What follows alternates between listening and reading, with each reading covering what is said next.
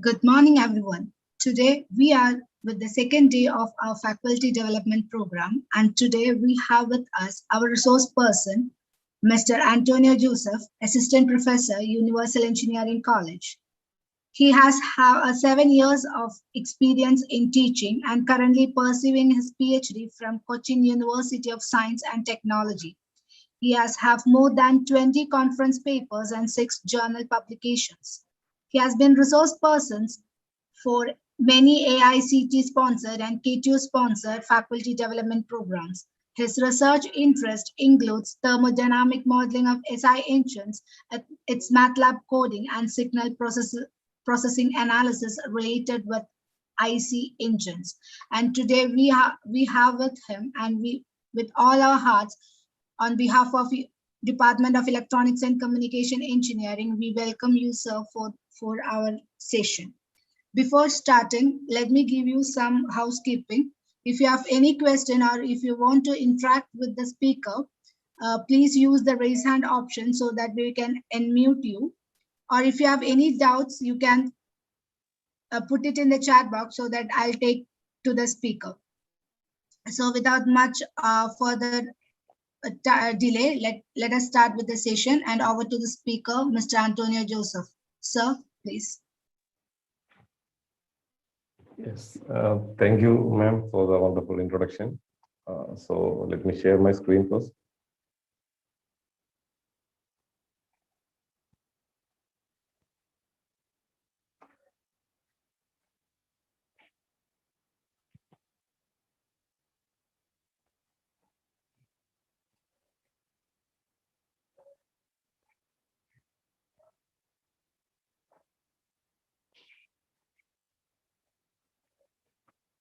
Yeah. So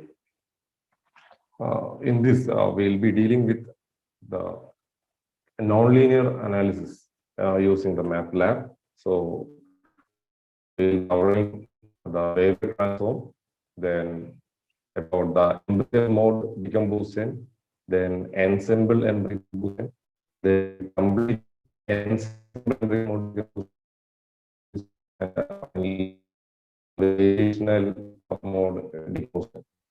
So these are some of the kinds of analysis that is being used for analyzing the nonlinear type of systems.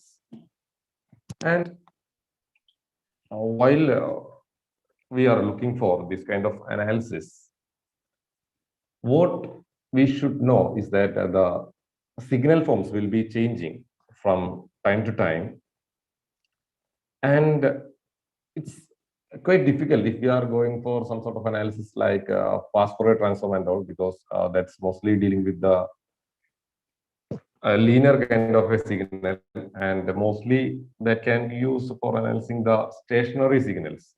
So that will be a headache if we are going for some sort of fast Fourier transform analysis for this non-linear signal analysis and all.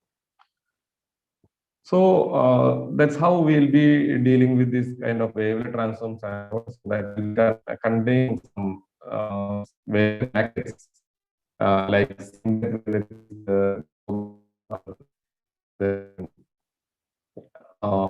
half of wavelet is so all these kind of wavelets will be choosing according to the shape or the shape of our signal, and whether it is having some lower scales or higher scales according to the frequency level of our signal, that we need to choose the levels, etc. and so on. And then these kind of wavelets is being used for the analysis of a particular signal that's having a non-linear nature. But again, then we are taking an assumption. We are taking an assumption that the signal is divided into some sort of small wavelets, and we are just what we tell, just changing the levels of the mother wavelet that we have. The mother wavelets like Dobenji or Haar or this simulate wavelet is being selected according to a shape or the waveform that we have. Then we are just changing the levels for fitting in these signals.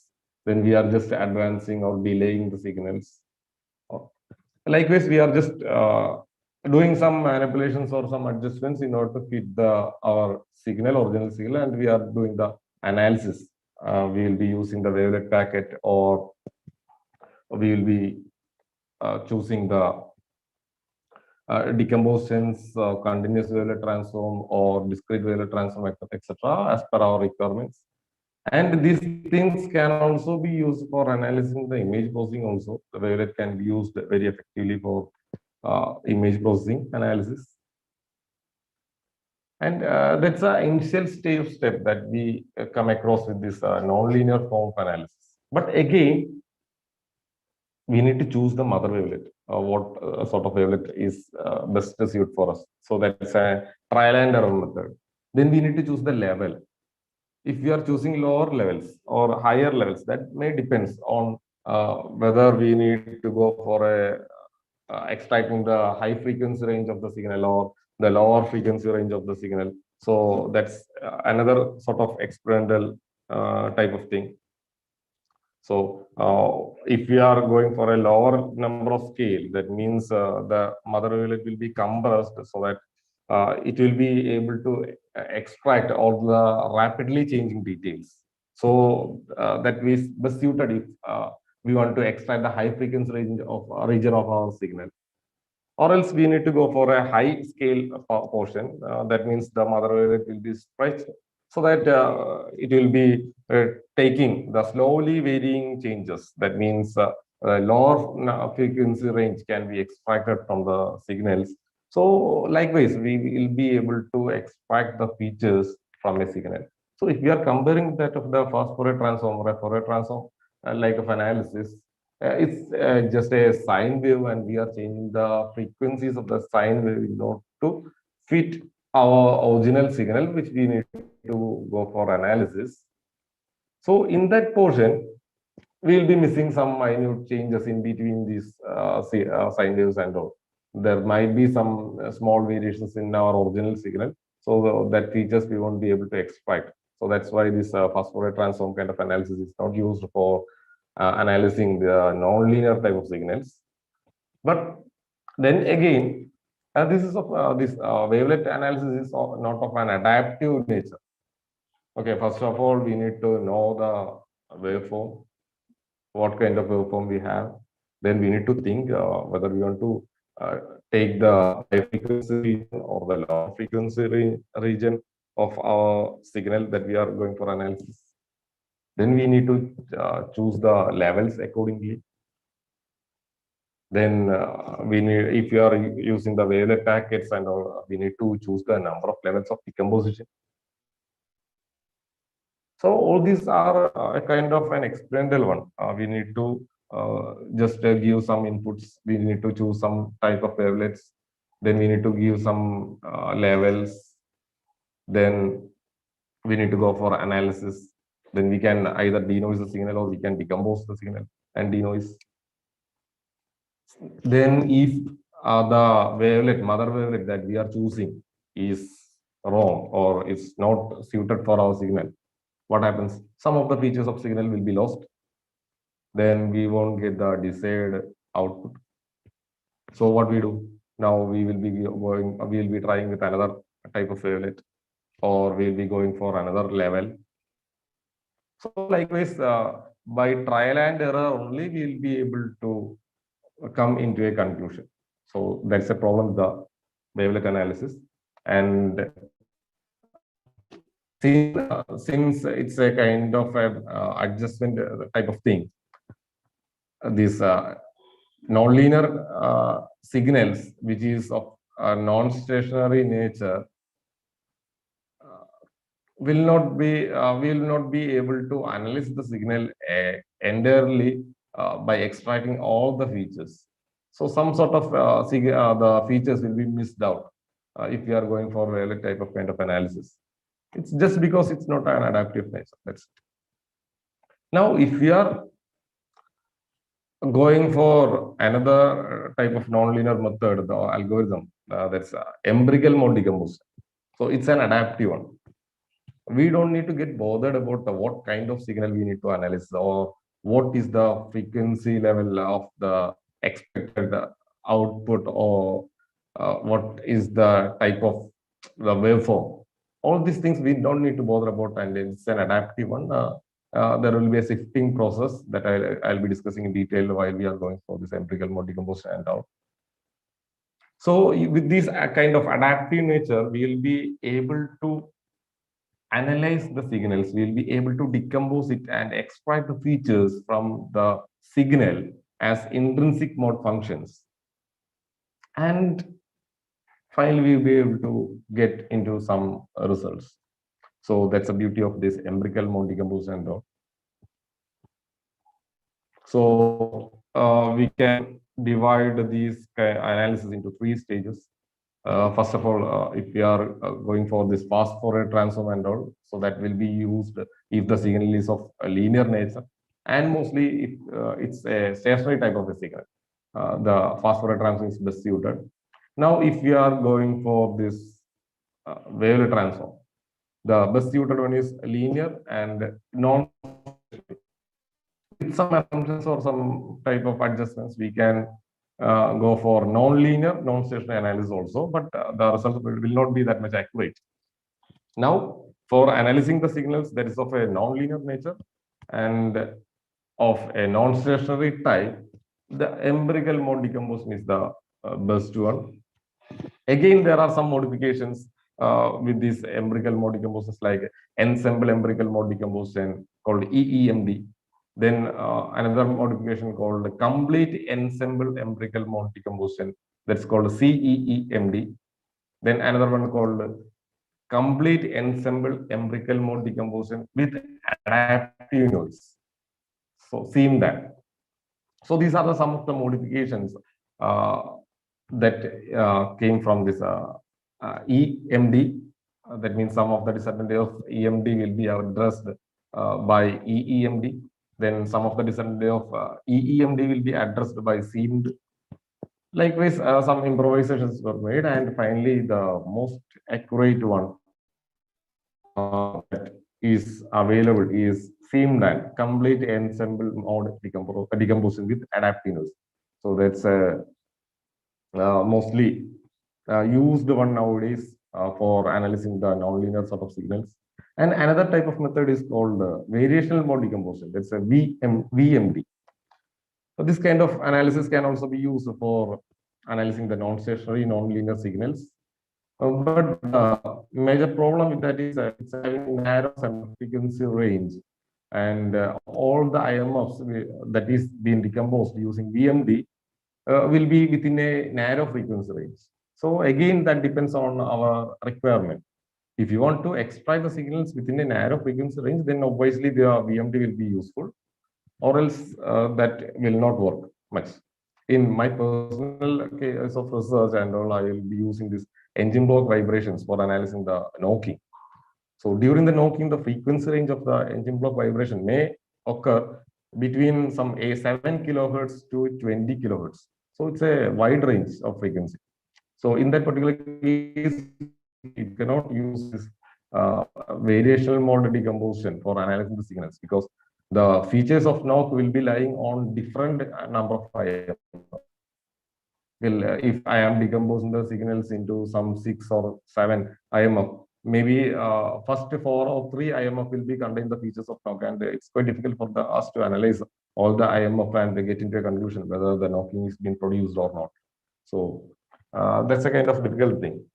But in literatures, I had seen that for analyzing some of the vibrations in machine parts and or for detecting the faults of a bearing joint, etc., this VMD is very useful, because in that particular thing, we can analyze the wear and tear of the bearing part by analyzing the vibration signals. And when the failure occurs, that means the wearing of bearing occurs beyond a particular limit, it will be producing a frequency band which is within a narrow range.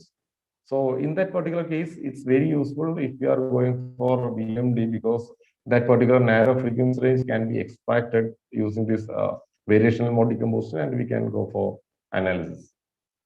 Okay, so this is just a brief in a nutshell about all these kind of analysis.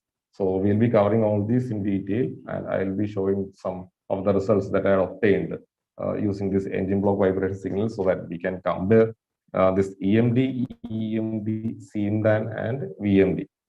Okay, so we'll be getting some ideas how it's working and all. And with regard to this Matlab portion, if we are using the latest Matlab, I think the EMD and VMD is a built-in function in Matlab. So just the command that we can provide is EMD and VMD. So we can do the analysis using empirical mode decomposition and variational empirical mode decomposition. And as a comparison with this VMD and EMD, EMD is a fully adaptive one, so we don't need to give a number of levels into for the decomposition levels or how much intrinsic mode functions that we need to get, etc. It's purely adaptive. It depends on some of the stopping criterions, and that's an iterative process. But in VMD, we need to give a trier. We need to give as an input into which number of levels we need to decompose or how much IMF that needs to be obtained after decomposition. So if we are using this variational mode decomposition, we need to have some idea about the signal, and we need to have some idea about the expectational results also. Then only we'll be able to choose the number of IMF before doing the analysis and all. Okay, so that's a little bit a difficult portion if you are comparing this EMD and VMD. So that's it. Now we can move on to the wavelet portion. So in this wavelet portion, I'll be discussing in detail about the Wavelet Toolbox. So just we can have some live examples using the wavelet. And one user guide is also available for analyzing, for using the Wavelet Toolbox in Matlab. So this is a user guide. So it covers almost all the areas from this multivariate or the signal processing or image processing, etc. And with examples they are providing. So step by step, we can use this tutorial for doing our sort of analysis. Okay, so if you wish to use this kind of wavelet kind of analysis for your purpose, then this will be very much useful for you, because some portion of the theory is also covered in this. So if you are first to this wavelet or the wavelet packets, then by going through this tutorial, we will be getting some idea about it. And at the same time, they are providing the reference also. So one of the main reference that we need to look into is a 10 lecture series by Dobenji. So that is covering almost all the mother wavelets and the applications of that mother wavelet, the features, etc. So as an initial step, we can use that particular reference for getting an idea about the theoretical portions. And even though if you are not going for that particular reference and all, just you can go through this Wavelet Toolbox, and you can find almost there are a lot of theories are there, then step-by-step explanations are there. I'll just show it. See, if we are using the Matlab command prompt also, they will be showing what all command that we need to provide. And if you are using the Wavelet Toolbox, then again, the screenshot of that graphical user interface along with the procedures are also given. This is a toolbox. See, we can see the step-by-step procedures are available in this particular tutorial. So you can follow this in detail if you want to do the analysis by your own. You can follow this tutorial that's readily available. You can Google search Wavelet Toolbox or Wavelet user guide. That's it. You will be getting this PDF file. Okay. So now a few points about this wavelet. So this wavelet is of a nature that's having an average value 0. Okay, if you are taking an wavelet and we are calculating the average value, it will be 0. And this wavelet analysis can be used for both the lower frequency level and the higher frequency level of the signal. We are just changing the number of levels according to our requirement. That's it. And another advantage is that we can perform the local analysis. That's an advantage when we are comparing the Fourier transform. Because I had already told that the Fourier transform type of analysis can be used with an assumption that the signal is like a sine wave. Okay, so in between the waveform, if there are some changes occurring, it's not, or we won't be able to extract the features from that particular signal, since we are assuming that it's a nature of a sine wave. So using this wavelet analysis, we can go for this local analysis so that we can extract all the features that's available in the signal. So that's another advantage. And just we can scale or we can shift. That means we can delay or we can stretch and compress the mother wavelets in order to fit for our signal, and we can do the analysis. So that's just a few basic things about the wavelet. Now we are just moving on to the Matlab.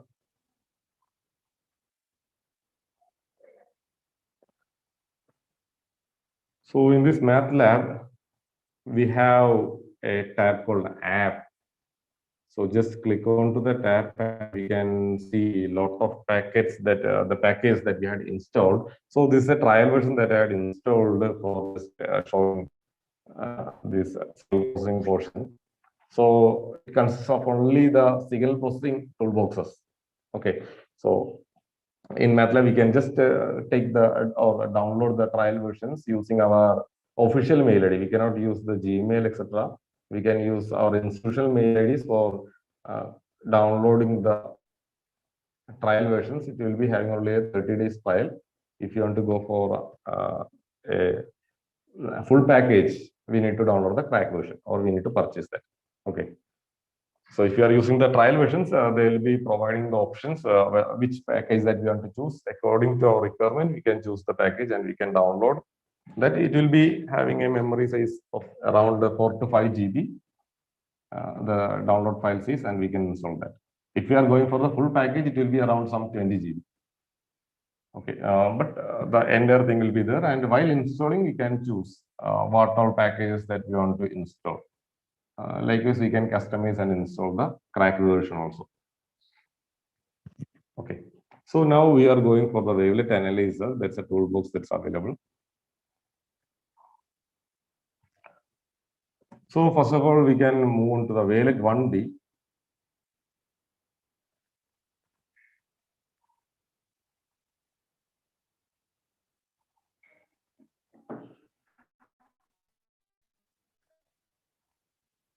So choose file for loading the signal.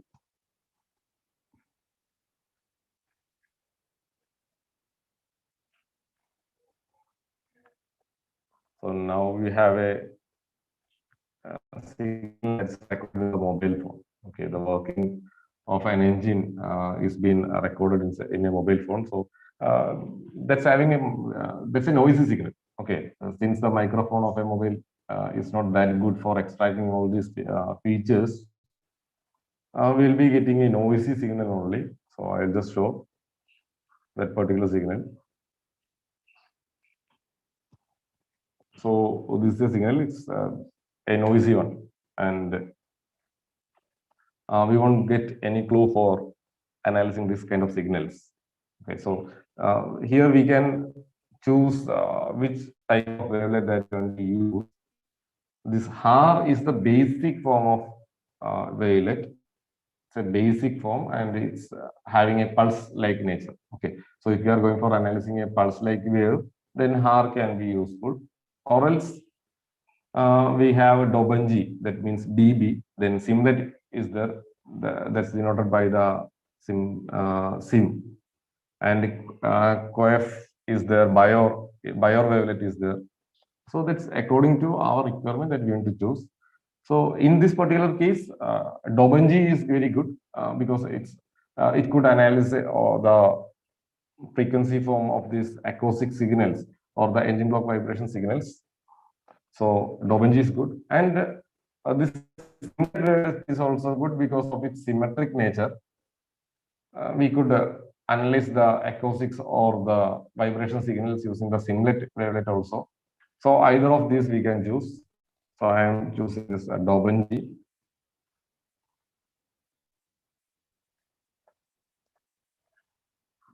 And we can choose the which type of Dobenji, DB1, DB2, DB3, etc. Some modifications in that level and the frequency, the waveform is also available. So that we can choose. I will show it how that waveform looks like. Then only we'll be able to have an idea about these things.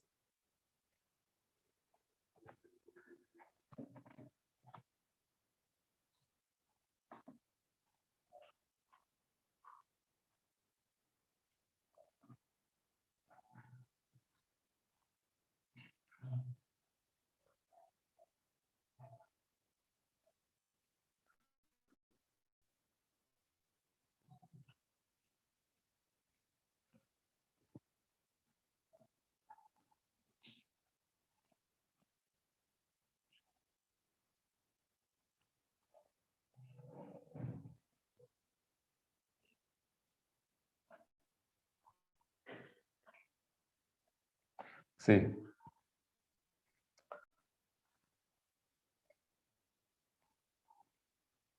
So this is the waveform of the Haar wavelet. So as I told, it can be used only for a pulse-like waves. Then next is the Dobenji family. So these are the waveforms of DB. DB1 is mostly like a Haar only. So either we can use Haar or we can use Dobenji one. That's almost similar. Then we can choose DB2, DB3, DB4, etc. as per our requirement. So first of all, we need to have some idea about the waveform that we have. Then accordingly only we need to choose the wavelet. Okay, and next one is bio. So these are the waveforms of bio-orthogonal.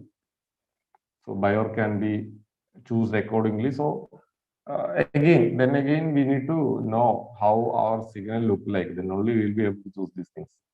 Then coeflets are there, simlet is there, morlet. Then Mexican hat is there, Mayer function is there. So these are some of the wavelets that's available with the toolbox. So we can go through these things and choose the best suited form of wavelet for analyzing. Okay, so this is how we'll be arriving at. And another thing that we can search for the literatures. So another type of research was that is being used for analyzing this kind of signals, or the signals it's mostly related signals. Then we'll be getting some idea which type of wavelet that we need to choose. Then accordingly that we can choose also.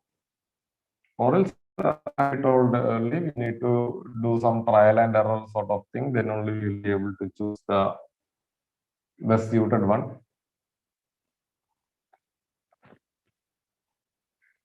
I will choose one more example. I think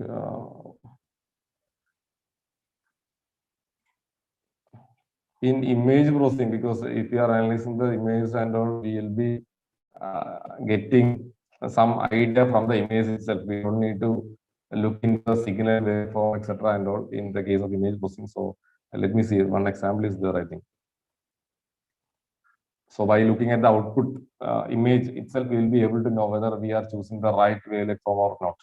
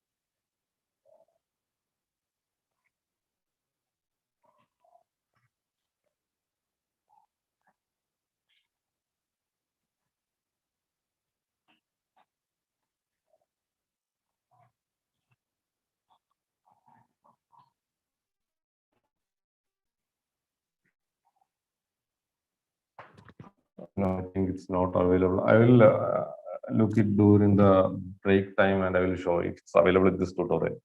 So that you will be getting an idea how we can choose these kind of wavelets by looking at the output.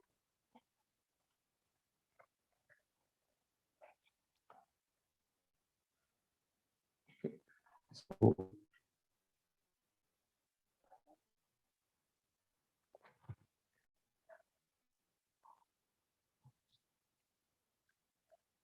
now we are moving back to wavelet 1D.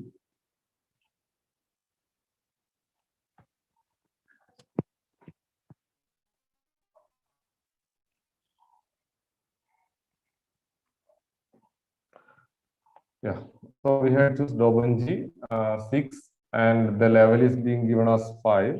Just click on the analysis.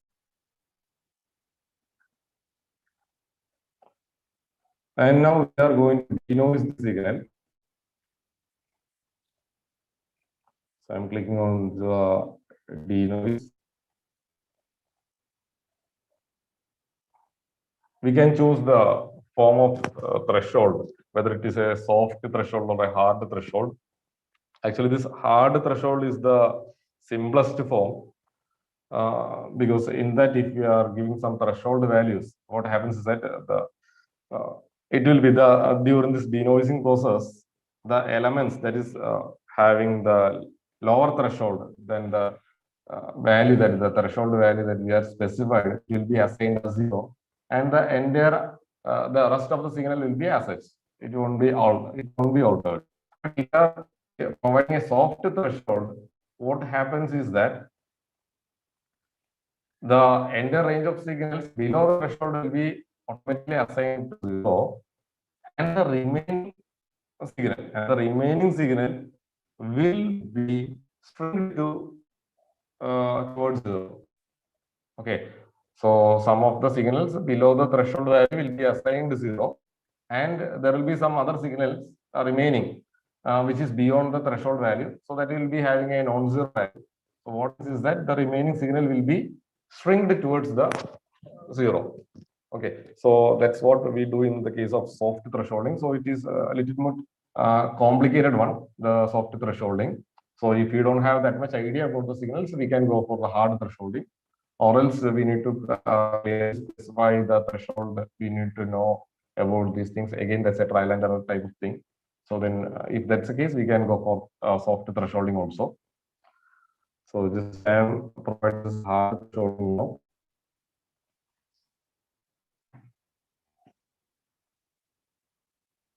And click on denoise. We can view the denoise signal.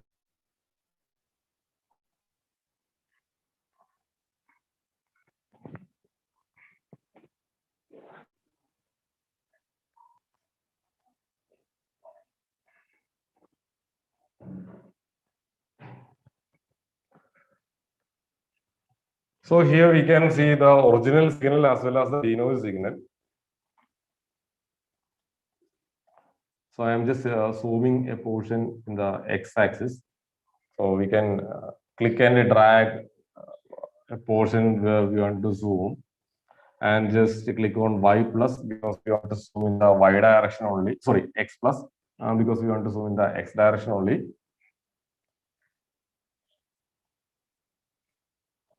So a small portion is being zoomed.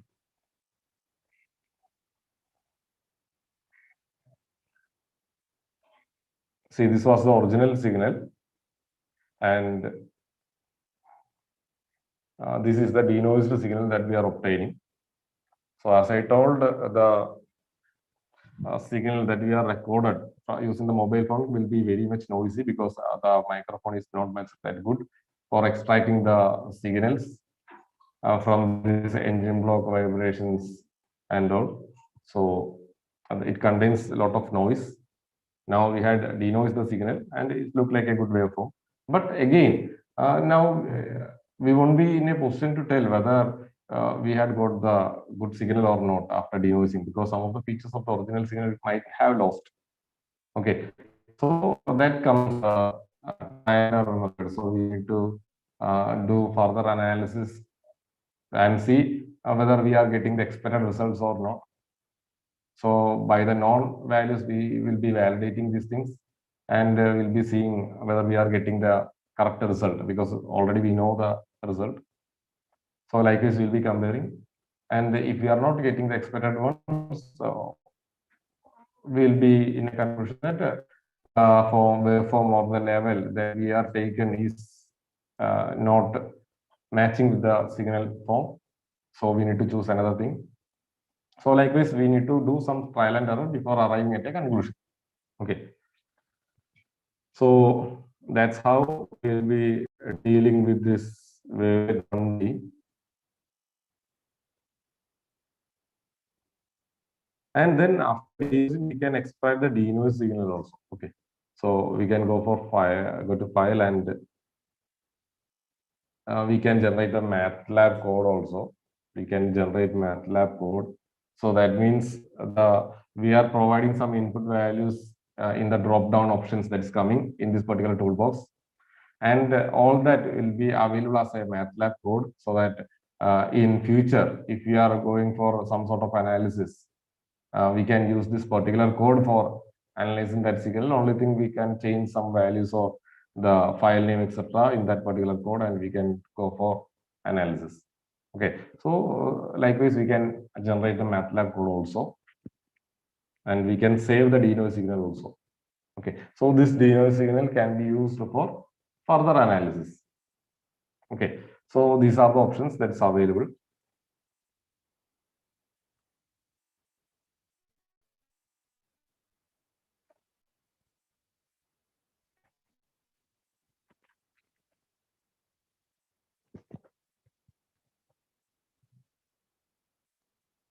And next is wavelet. So it's a type of decomposition. So we need to know to how much level that we need to decompose the signal. So in the introduction, I told about this empirical mode decomposition. That's of an adaptive nature, so that we don't need to specify the number of levels of decomposition and all.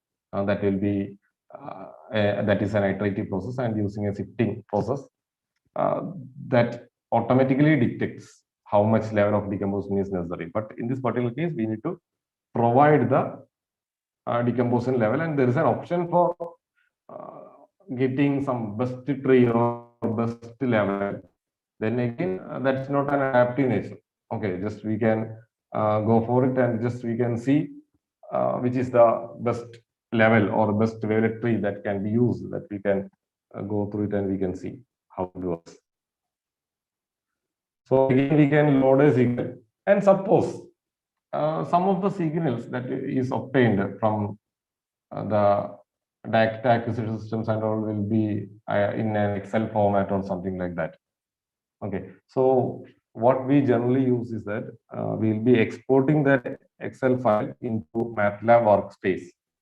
So I will show that for going to this analysis.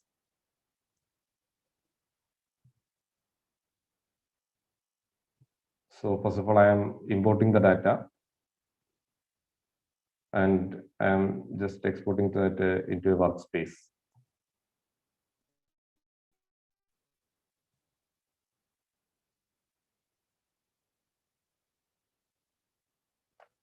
So these are some of the data that I had obtained from the engine block vibration signals.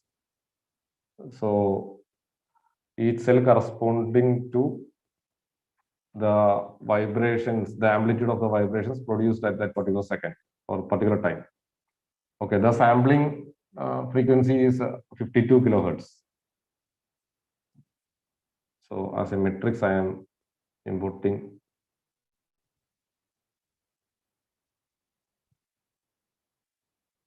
Yeah.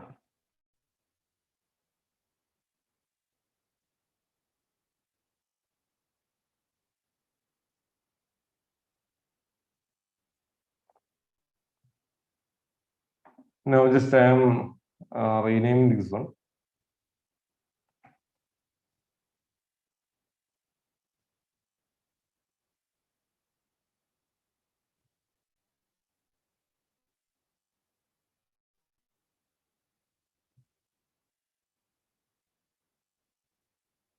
Yeah. Now we can export the signals, or I mean, we can import the signals from the workspace. Import signal. See, this is the signal that's already available in the workspace.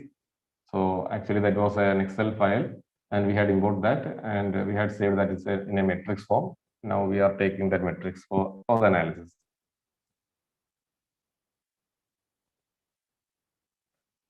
So this is an engine block vibration signal that we had obtained using an accelerometer, and it's having a sampling frequency of 52 kilohertz.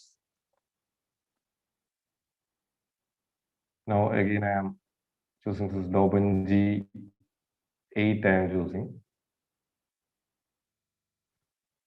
Now the level of decomposition we can choose again as 8, and just I am going for analysis. So on the left side, we can see the decomposition tree. So this is how the decomposition that's occurring. So that will be the signal will be decomposed into a high frequency and a low frequency type of decomposition will be made. And here we can choose the best tree and best level. See, I'm just clicking on the best level. So that will be showing which is the best level that we can go for.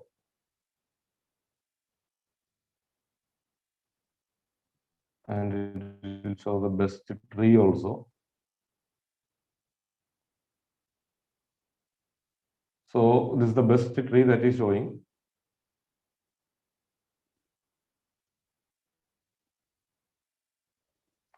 Then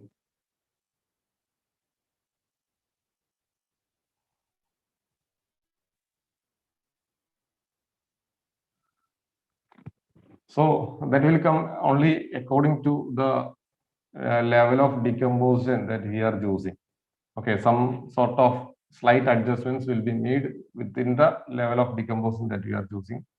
So that's not an adaptive one.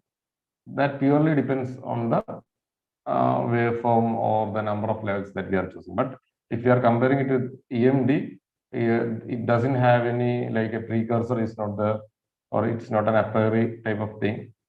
We can use any sort of signals for doing this EMD, and it's an adaptive nature. It will be producing the decompositions according to the signal that we are going for the analysis.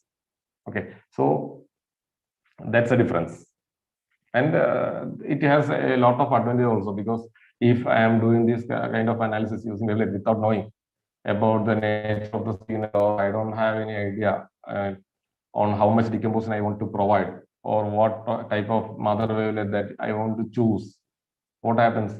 I'll be choosing anything from this toolbox, because already everything is available in the drop down. I can choose any of the values, and I can just click on denoise. I will be getting some signals after denoising. Oh, I will be happy with the results, isn't it? But at the end, what happens? The expected results and the result that I am getting will not be having any correlation, and after all, we'll be getting some wrong results, isn't it? And if we are in a position that we cannot interpret those results, we'll be happily telling that, yeah, I had done this Wavelet type of analysis, and I had obtained this kind of results, and I am happily ending up this kind of works, isn't it? So that's not possible if you are really looking for some research works for analyzing this kind of, especially nonlinear kind of things.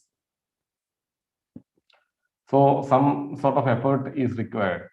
Okay, mostly you people will be having much idea rather than me, because I am not from the electronics field. I am from mechanical engineering background, and I won't be that much strong in theory of this signal processing things.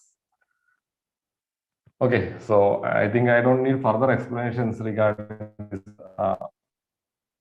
the loss of features from the signal due to the wrongly used wavelet and all.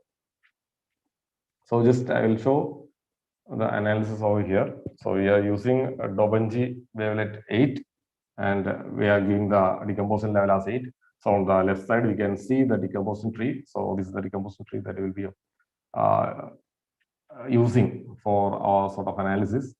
Now I am going to denoise the signal.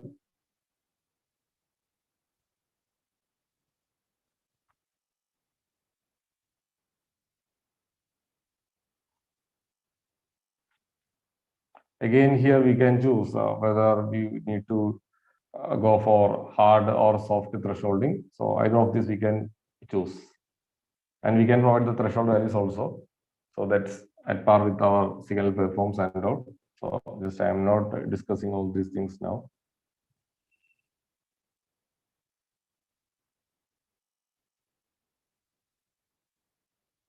So after denoising, these are the residuals that we are getting. And now we can look for the denoised signal. See, some sort of denoising is being done. So when compared with that audio signal that we are obtained using our mobile phone, see, there are a lot of features that was lost while denoising, because I already told that that's of a low quality microphone and that will be a noisy signal. So a lot of noise need to be eliminated. So that's why there were a lot of spikes and all over there. And after denoising, the original signal and the denoise signal was having an entirely different type of nature, isn't it? So now just we can compare these things. This we had extracted the signal using a accelerometer. So the signal that is being extracted using this will also be having a much higher quality, and the noise level also will be very less. See, only some features are being lost. So there's only a little bit difference between this original and denoise signal, isn't it? So even then, it's not a good pattern, so that we cannot tell that the denoised signal is of a much good quality.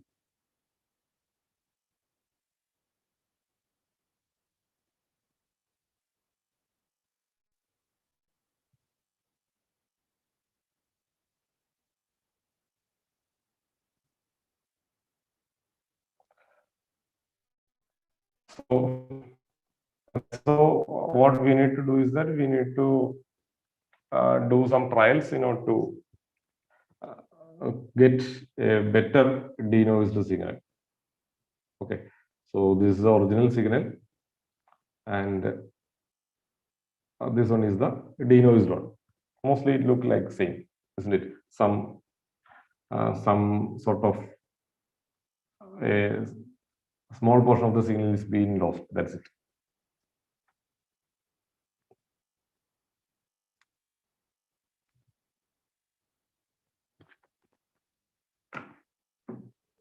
And now next is the continuous Fourier transform. So that kind of continuous Fourier transform is the sum over all time of the signal that is being multiplied by a scaled or a shifted. We will be providing some number of scales for extracting the lower frequency or the higher frequency side, or just we will be shifting or the delaying the signal in order to delaying the wavelet in order to fit for our particular signal.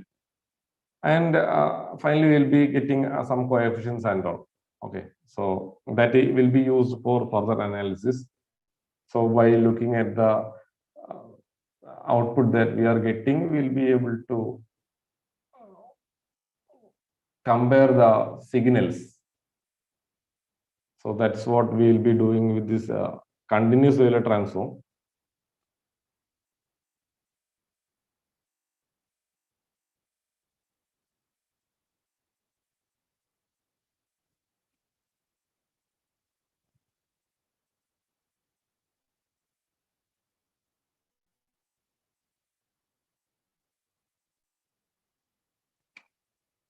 But it's if we are going looking for this particular purpose for analyzing the engine block vibration signals and all, it's quite good when compared with the wavelet packets. So just we can denoise the same signal and just we can compare. So I'm importing the same signal from the workspace.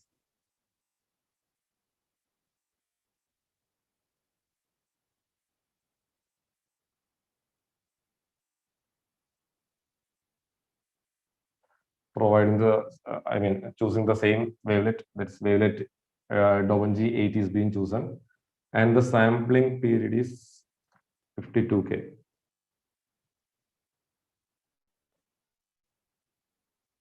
Okay, I'm just keeping the entire thing as default and just changing the color to jet.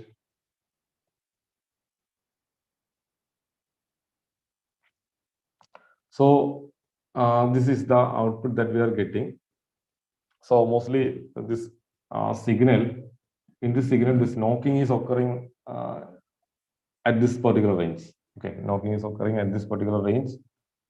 So that we can see that some of the coefficients of higher energy coefficients are available at there. So by looking at this particular coefficients, we can get into a conclusion that that will be due to the occurrence of knocking. Okay, so in order to conclude that, we need to get some other conformations and all. So what we do is that we'll be extracting the in-cylinder pressures. So by looking at the in-cylinder pressures, the fluctuations of the pressure, we will be able to conclude whether the knocking is being produced or not. So we'll be comparing the pressure signal with these kind of results in order to confirm whether we are getting the correct result or not. Okay. So that's what we do generally. And from these results also, that's a general conclusion that we'll be arriving at. Okay. So we can extract the denoise signal also in this particular case. Actually, for this particular analysis, I had just taken the original signal from the workspace. So before that, either we can do some denoising and we can extract the denoise signal and we can take the same type of analysis, do the same type of analysis and we can see the results. Okay, so just I am taking one more wavelet packet and just saving a denoise signal now, and just we can compare the results and see is there any difference, much difference in the expected results or not.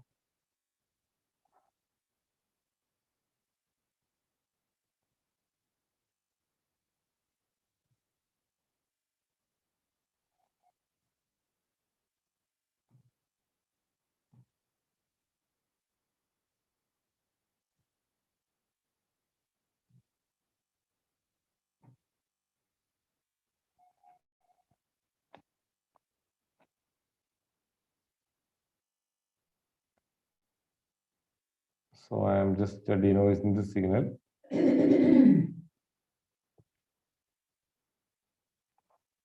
And I'm going to save the signal.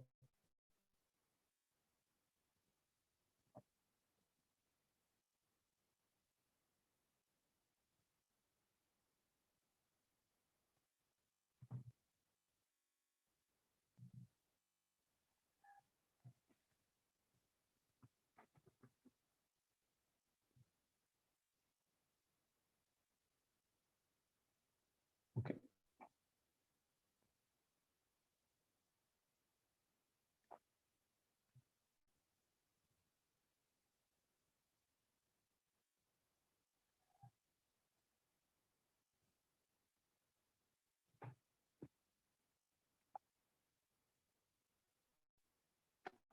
And now I am loading the denoise signal now, and just we can compare the results.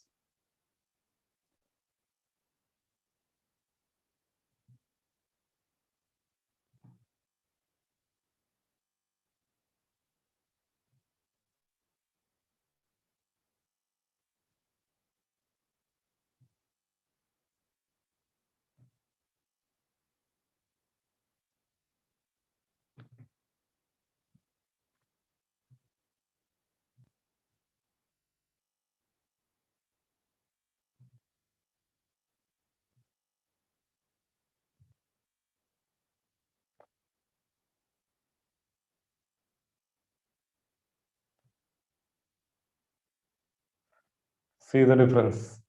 So in both cases, the result is different, isn't it? So this was the result that we are obtained using the original signal without denoising. And now this is the result that we are obtaining using a denoised signal. So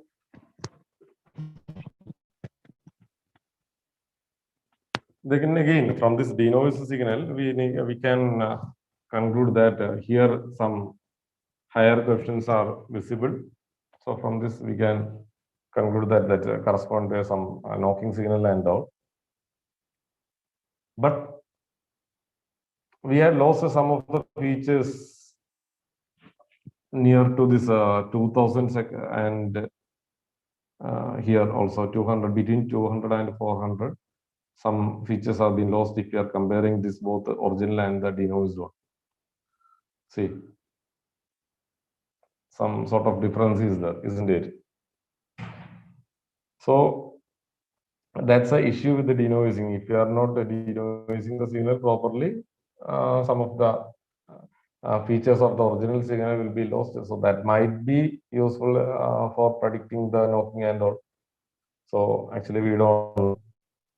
And frankly speaking, this particular signal contains two instances where the knock is being produced. Okay, where the knock is being produced, it contains two instances. But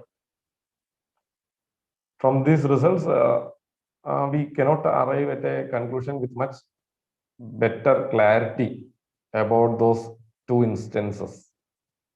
The only one instance that we can point out is within the range of that 1400. Since that's showing some higher energy, we can tell that that may correspond to some engine block vibrations that is being produced during the occurrence of knock. So that's it about this wavelet portion. But if we are going for analyzing some sort of a linear nature of a signal, and that's even though that's a non-stationary type, a wavelet will be very useful for us to do the analysis. But in this particular thing, in this particular problem, what we are doing is that we are just going for another kind of analysis like EMD, VMD, etc. Because by using that, we will be arriving at much better results. Okay, and if there is time, I will just show that signal analyzing toolbox also. Just we can go for this fast forward transform kind of analysis, and we can just see this same signal and just see how the power spectrum is being produced. In that particular case, we can know whether the knocking is occurring or not. Okay, in this particular signal, we can analyze the signal using the signal analyzer, and we can obtain the power spectrum, and just we can, or the spectrogram we can obtain, and just we can see whether the knocking is present in this particular signal or not. Okay, we cannot tell at what instant it's being produced. So that's another problem. So that's why I told that this fast forward transform analysis cannot be used for non-stationary signals. It can be used for only stationary type of signals, because we cannot point out the time at which this knocking is occurring. Only we can tell that this signal contains the features of knock. That's the only thing that we can tell. Okay, we cannot just point out the instance. Because if you are aware about this engine and all, you know that there are several number of cylinders present in the engine in our automobile and all. There will be some 3 or 4 cylinders in an engine. If we are using taking some hatchback car and all. So if a knocking is occurring, that might be occurring in either of these 3 or 4 cylinders. So without from the signal, we need to choose at which cylinder this particular knock is occurring. Then only we will be able to do some precautions or something like that in that particular cylinder in order to prevent its occurrence. So without knowing that, what is the meaning? Just doing some fast forward transform analysis, and just we are telling, the knocking is occurring. That's it. We don't know at what cylinder this knocking is occurring, and we cannot do anything further from that. Okay, so that's problems with the fast Fourier transform. So at the end, if we have some time, I will just show how to use that using the toolbox. Okay.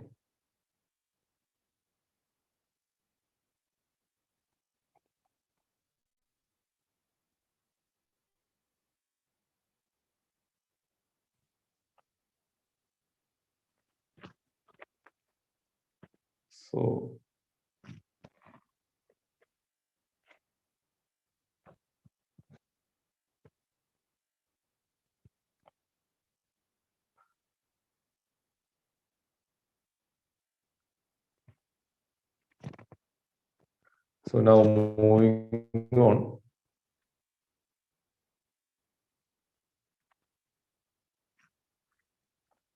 to the empirical mode decomposition.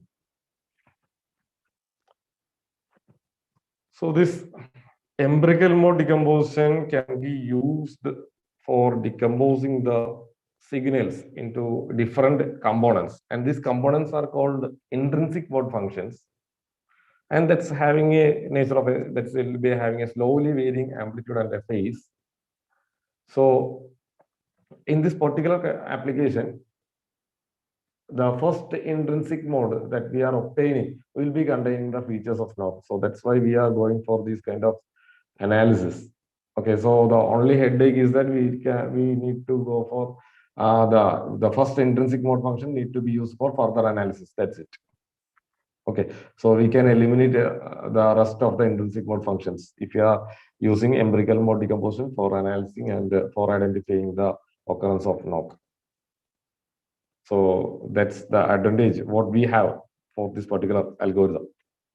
And as I told earlier, it can be used for analyzing the nonlinear, non-stationary signals, and we can choose or we can point out the instant at which this knocking is occurring also after doing further analysis on this IMF1.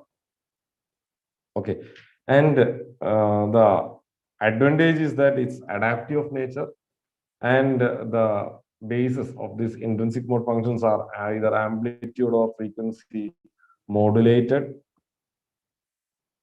And these two features of EMD helps us to provide or obtain intrinsic mode functions without knowing the nature of the signal, without it is whether it is harmonic or whether it is non-stationary, etc. That we don't need to get bothered about that.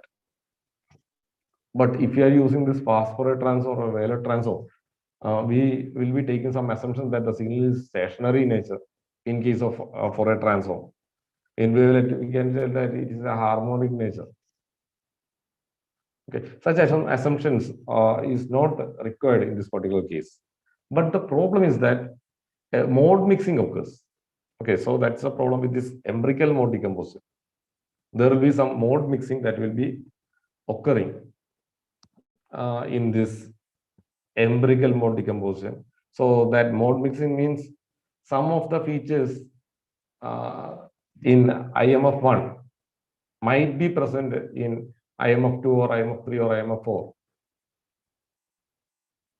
So if we are analyzing the IMF1 alone for analyzing or obtaining the or extracting the features of knob, what happens? Some of the features of knob will be available only at IMF1, sorry, IMF2 or IMF3. So that might be lost. Okay. Now suppose if I am going thinking that the features of knob will be present in IMF2 or IMF3, and I am going for analyzing that particular intrinsic mode function, what happens? Only a small portion of the that particular vibration signal produced during the occurrence of knob will be present at IMF, and the remaining, the entire range or the entire signal in that intrinsic mode function 2 or 3 will be the normal engine block vibrations only. So it's quite difficult for us to discriminate these two signals from that intrinsic modes. Okay, so that's a disadvantage or the drawback of this empirical mode decomposition. So the mode mixing will be occurring. Okay, so in order to rectify the mode mixing, some sort of modifications that we are doing, and that's how we are arriving at this ensemble empirical mode decomposition. So I will be discussing that later on. So now we can see how it's working. Okay, so after decomposing, we will be getting some amplitude or frequency modulated waveforms, and that's called intrinsic mode functions. And these are the two criteria how we will be arriving at these intrinsic mode functions. Okay, the first point or the first criteria is that the number of extrema and the number of zero crossings must be either equal or differ only by one. So some iterative process will be going on, and the iteration will be stopped when the condition is satisfied. And another point is that the mean value of the envelope, so it will be having an extremas, some local maxima and local minima points will be there. So that will be plotted, and the mean value will be taken. Okay, and this mean value should be 0. So this is the second criteria. So if these two criteria are satisfied, the iterative process is called shifting process. This shifting process will be stopped, and the signal that we are obtaining at that particular stage will be taken as the first intrinsic mode function. Okay, so these are the two stopping criteria for choosing the intrinsic mode functions. Okay, now just see how it's working. Okay, suppose this is the data set that we have. Okay, so we cannot tell that it's a harmonic nature or it's like a sine wave or something like that. So for a transform is not useful. By looking at this waveform, we can choose any of the mother wavelet or wavelet families, and we can do that sort of analysis. Okay, but in that also we need to understand the waveform, and we need to choose the wavelet accordingly, isn't it? Now, in this particular case, we are not bothering about the waveforms. Let it be any sort of waveform. Okay, now first step that we are going to use is that we are identifying the upper extremas of that particular signal. Okay, so the points marked in blue are the upper extremas of the signal. Then we are just interpolating all the upper extremas so that we will be getting an upper envelope signal that we will be getting. Then similarly, we are identifying all the lower extrema points, and then we are interpolating the local minima points and getting a lower envelope. Okay, so now we have an upper envelope and we have a lower envelope, and then we are calculating the mean of this local interpolated signals of local minima and local maxima points, and we'll be arriving at a mean value. Then we are extracting this mean value from the signal. Okay, we are extracting this mean value from the signal, so that means we are subtracting the mean value from the original signal, and we will be getting some residues. Okay, so the x of t was the original signal, and m of t was the mean signal, the mean envelope value. So we are subtracted that, and we are getting h of t, which is the residue that is shown at the bottom. Okay.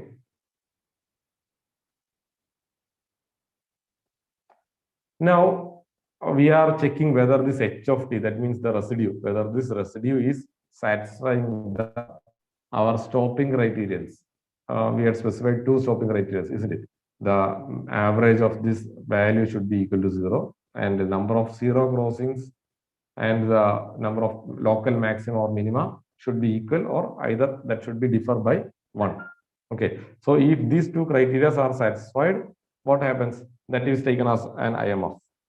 Okay, this residual value is taken as the first intrinsic mode function, and the remaining will be done for taken for the further analysis. The entire process will be occurring from the beginning. That means we will be identifying the local extremas then interpolate those values for getting the upper envelope and lower envelope, then finding the mean, then subtracting the mean from the signal that was the remaining, then just to see whether this criteria is satisfying or not, or else the iteration will be going on.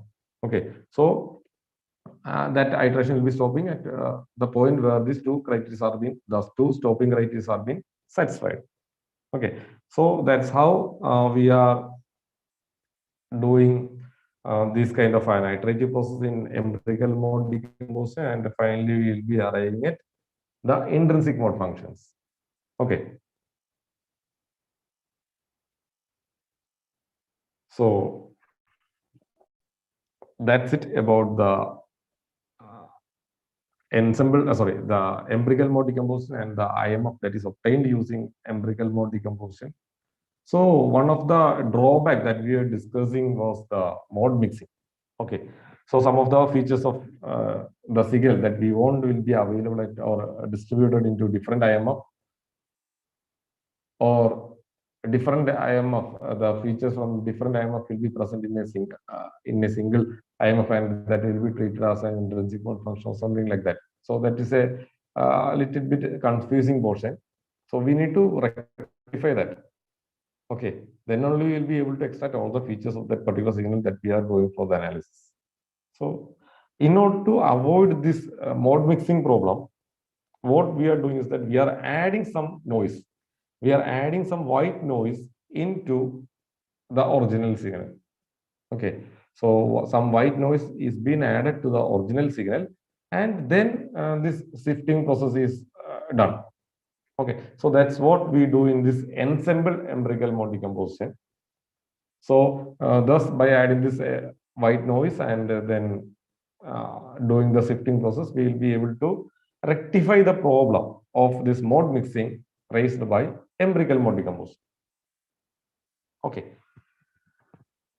And in this process, we will be getting some many IMF. So that's an ensemble type of process. So we will be having some ensemble of IMF, and all these IMF will be averaged in order to get the intrinsic mode functions that we obtain at the end. Okay, during every iteration, we will be getting some sort of intrinsic mode functions, and say suppose we are giving some ensemble of 1,000 or 100 or 10,000, etc. So during each process, we'll be getting some IMFs as we obtain in the case of EMD, and all these IMF will be averaged, and finally at the end we will be getting the average of all these IMF. So thus we will be able to rectify the problems raised by this EMD. Okay, but the problem is that since we are adding some white noise while decomposing into different IMFs, we will be able to eliminate most of the white noise that we are adding, but some residual portion will be remaining in the signal.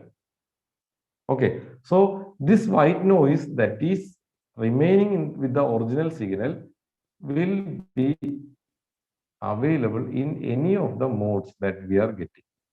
Okay, so this white noise may result in wrong number of modes, or some changes may occur in the intrinsic mode pattern or the results that we are obtaining.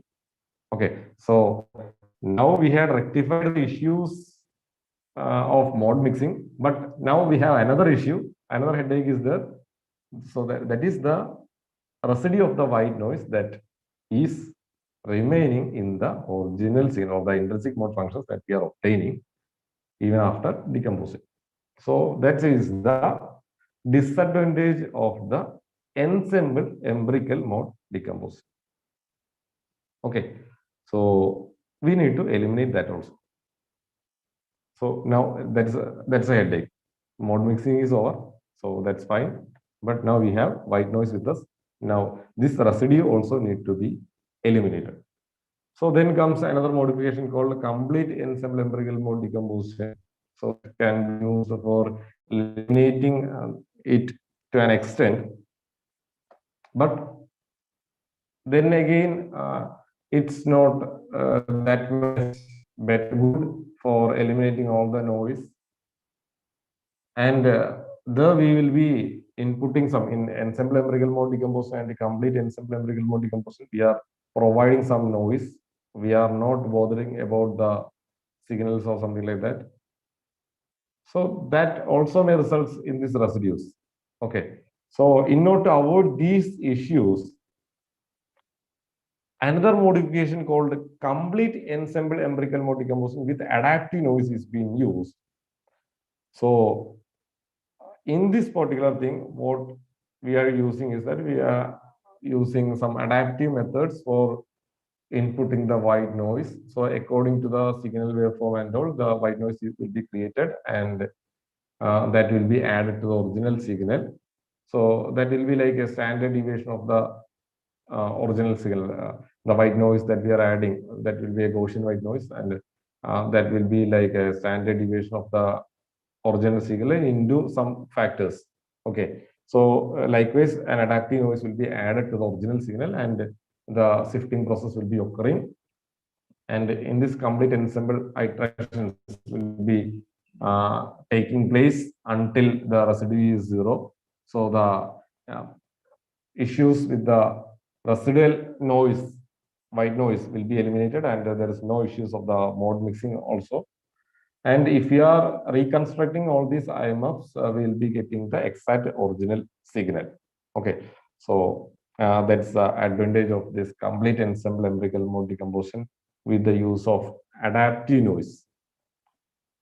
So these are the modifications or the alterations that is made in empirical mode decomposition in order to analyze the non-linear, non-stationary signals without knowing what sort of waveform is that particular signal. Okay, so all these are of adaptive nature, but in this ensemble empirical mode decomposition, complete ensemble empirical mode decomposition, etc., we need to provide the standard deviation of the white noise that we need to add, as well as the number of iterations that it need to run. Okay, so these are some of the inputs that we need to specify in this EMD and CEMDN, etc. But the shifting process entirely that is of adaptive nature. Okay, we don't need to get bothered about all those stuff. So now comes this variational mode decomposition. So this variational mode decomposition is better if we are going for some waveforms of a narrow frequency band. We have an original signal, and from that signal we need to extract a particular signal which is having a narrow frequency band. Then this kind of analysis is a better option rather than EMD, and it will be better for providing some accurate results also, because it's using some adaptive Wiener filter is being used, so that it's having a band limited feature. This Wiener filter is having a band limited feature, so that we'll be able to extract a narrow frequency band signals using this VMD. But the issue is that we need to specify the number of modes before going for the analysis. So then we need to have a thorough knowledge about the signal and the expected results. Then only we will be able to specify the number of modes. Okay, suppose we have a signal with a frequency varying from 0 to 10 kilohertz. Okay, suppose it's having a frequency from 0 to 10 kilohertz, and I am providing the input as 5 IMF. Okay, so it will be decomposed into 5 different IMF. And suppose it's equally divided. Okay, suppose it's not occurring actually, but for a sake of easiness, I am just assuming that this 5 IMF will be equally divided. Okay, so that means 10, the maximum frequency is 10 kilohertz, minimum is 0. So in between this 0 and 10 kilohertz, there will be some 5 frequency bands will be there, and each frequency band corresponds to 1 IMF. And suppose our signal is having a frequency of some 6 to 7 kilohertz or 6.5 to 7 kilohertz, etc. And that while dividing this into 5 equal number of divisions, this particular region may occur between the two different frequency bands. Suppose, okay, just for a sake of example, what happens so that the feature will be present in two different IMF. So we need to analyze both these IMF, and that IMF will be having some other signals also. So that will be a tedious task, isn't it? So by this trial and error, we need to get a single IMF that contains the signal that we are expecting, so that we can process that particular IMF further for extracting the features or studying its behavior. Okay, so that should be our motto while giving the number of modes before the analysis. So by trial and error, then again by trial and error only, we'll be able to identify the number of modes that is required. Okay, in Matlab, the default value will be 5. If you are just providing the command VMD alone, that means by default it will be decomposed into 5 different number of ions. So that's been done in the case of Matlab.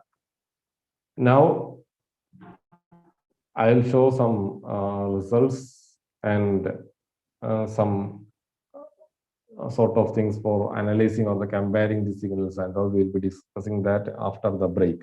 Okay, now it's 11. I think we can take a small break and we can rejoin.